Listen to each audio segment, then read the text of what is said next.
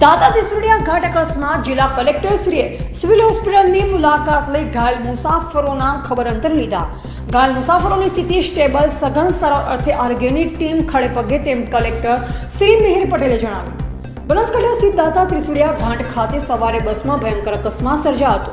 નડિયાદ, કઠલા તથા આજુબાજુના વિસ્તારના 60થી વધુ મુસાફરો અંબાજીના દર્શન કરી પરત ફરતા બસ પલટી ખાતા અકસ્માત થયો. બનાસકાંઠા જિલ્લા કલેક્ટરશ્રીને વહીવટી તંત્ર દ્વારા ત્વરિત સમય સૂચકતા દાખવી તમામ ઘાયલ મુસાફરોને દાતા રેફરલ હોસ્પિટલ ખાતે પ્રાથમિક સારવાર અપાઈ, જ્યારે 52 જેટલા ઘાયલ મુસાફરોને વધુ સારવાર માટે સિવિલ હોસ્પિટલ પાલનપુર ખાતે ખસેડાયા હતા. જિલ્લા કલેક્ટર શ્રી મિહિર પટેલ અને જિલ્લા પોલીસ અધિક્ષક શ્રી અક્ષયરાજ મકવાણાએ દાતા સ્થિત ત્રિશુળિયા ઘાટના અકસ્માત સ્થળ વિઝિટ લીધી, જે બાદ તેઓએ સિવિલ હોસ્પિટલ પાલનપુર ખાતે ગંભીર રીતે ઘાયલ થયેલ મુસાફરોની મુલાકાત લીધી.